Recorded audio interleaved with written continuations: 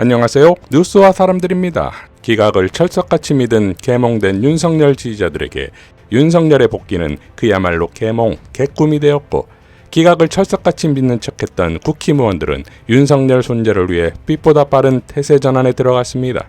나경원은 윤석열 선거 직후 열린 국힘의 의총에서 윤석열 전 대통령이 탄핵 인용될 것으로 예상했다라는 취지의 발언을 했다는데, 나경원은 구구 집회에서 윤석열이 각하 또는 기각을 예상한다고 열심히 주장했었지요. 지난달 24일 한덕수 탄핵이 기각되자 나경원은 헌재 결정을 보면서 조심스레 대통령의 직무 복귀를 예측해본다 라고 밝혔었습니다. 또한 의총에서 나경원은 많은 분이 외부에서 적극적으로 싸운 분들을 두고 대통령을 지키기 위해 한 게 아니었는가라고 말했다. 그런데 저와 많은 분은 자유민주주의 체제를 지키기 위해 싸웠다 라고 발언했습니다. 세이브 코리아의 윤석열 탄핵 반대 집회에 참석했던 이장우 대전시장 역시 윤석열이 파면되자 국민을 이기는 권력은 없다며 돌변했습니다.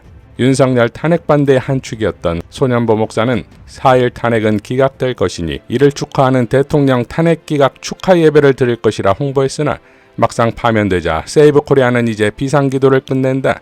이제는 각자가 교회에서 개인적으로 기도하자 라며 각자 도생을 알렸습니다. 전한길이 윤석열 파면에 책상을 치는 영상이 널리 퍼졌는데, 영상의 끝은 후원 요청이었습니다. 최순실의 딸 정유라는 국힘의 지지를 전면 철회한다며 당비가 아깝다 이렇게까지 해줬는데도 지킬 의리조차 없었다. 너희 뽑을 바엔 민주당 뽑는다. 진심이다 라고 밝혔습니다. 이에 대해 김효한 목사는 다음과 같이 밝혔습니다. 왜 저토록 빨리 태세 전환을 한 것일까? 4월 4일 11시 22분에 헌법재판소가 만장일치로 윤석열을 파면하였다. 그러자 곧바로 국힘당이 승복 의사를 밝혔다. 한덕수도 다음 정권이 차질 없이 출범할 수 있도록 선거관리에 만전을 기하겠다고 했다. 부산의 극우 소년보는 세이브 코리아 집회를 중단하겠다고 발표했다.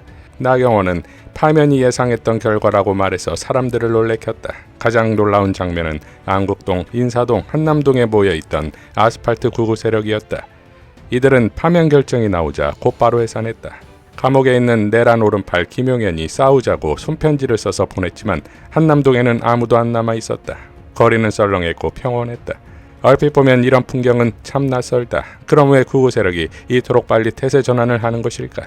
혹자는 어제 선고된 헌재의 파면 결정문이 너무나 완벽해서 극우 세력이 더 이상 반박하거나 저항할 이유를 찾지 못했기 때문이라고 분석한다.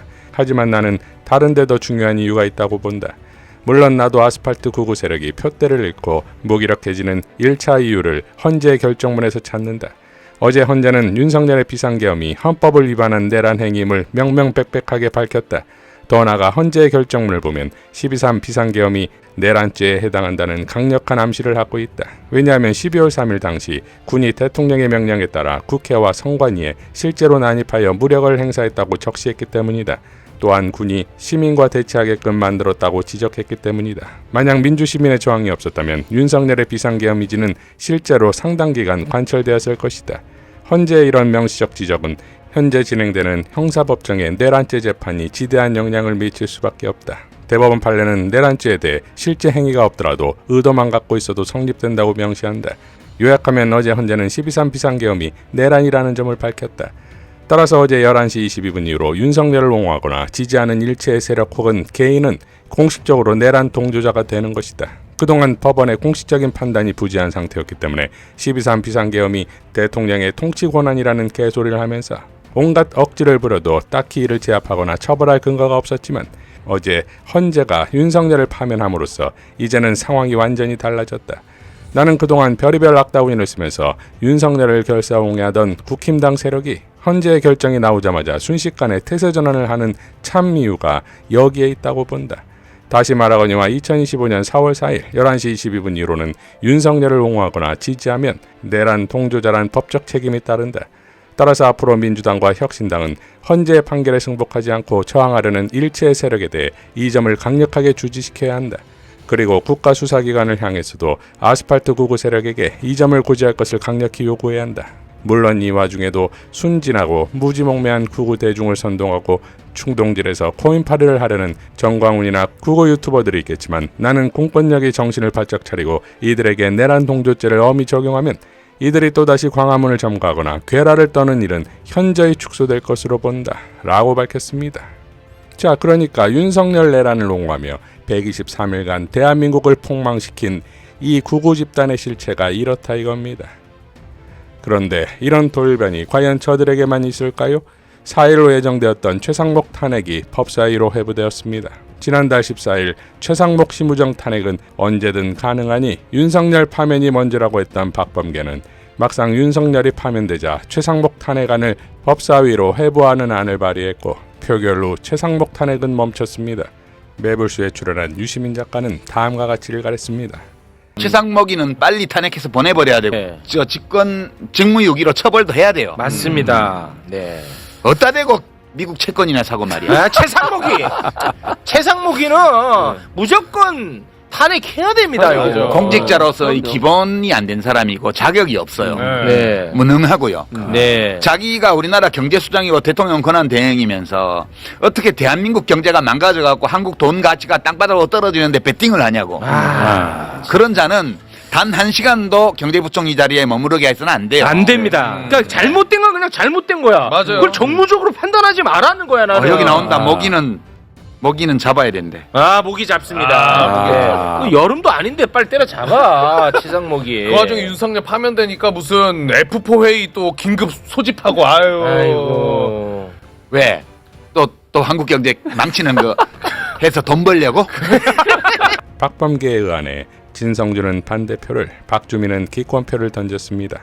진성준 의원은 다음과 같이 밝혔습니다. 경제부총리 최상목은 즉각 탄핵되어야 합니다. 저는 4월 4일 국회 본회의에 상정된 경제부총리 최상목 탄핵소추안을 법제사법위원회에 회부하여 조사하게 하자는 동의안에 반대표를 던졌습니다. 최상목 탄핵을 반대해서가 아니라 최상목 당시 대통령 권한대행이 마은혁 헌법재판관 후보자를 임명하지 않은 것은 명백한 위헌이므로 법제사법위원회가 따로 조사할 필요가 없이 즉각 탄핵 소추를 의결해야 한다는 뜻에서 그랬습니다.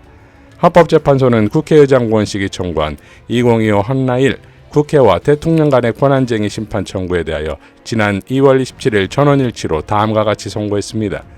피청구인이 대통령 권한대행으로서 청구인이 2024년 12월 26일 헌법재판소 재판관으로 선출한 마은혁을 헌법재판소 재판관으로 임명하지 아니한 부작위는 헌법에 의하여 부여된 청구인의 헌법재판소 재판관 선출을 통한 헌법재판소 구성권을 침해한 것이다.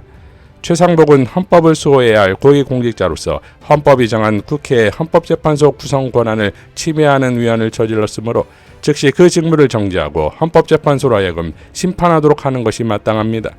헌법재판소가 전원일치로 확인한 사안을 국회가 추가 조사할 이유가 무엇이겠습니까? 박주민 의원도 다음과 같이 밝혔습니다. 최상목 부총리는 바로 오늘 신속하게 탄핵되었어야 합니다. 그런 의미로 오늘 본회의에서 최상목 권한대행에 대해 바로 탄핵하지 않고 탄핵안을 법사위로 회부하는 안건에 대해서는 기권에 표결했습니다. 최상목 대행은 헌법재판소가 마은혁 재판관을 임명하지 않은 것에 대해 위헌이라고 만장일치로 명백하게 결정했음에도 권한대행 측에서 내려오는 순간까지도 헌재의 결정을 따르지 않았습니다. 헌재의 결정을 멋대로 무시한 걸어다니는 위헌 그 자체인 것입니다. 부패한 곳은 바로 도려내야 재발하지 않기 때문입니다.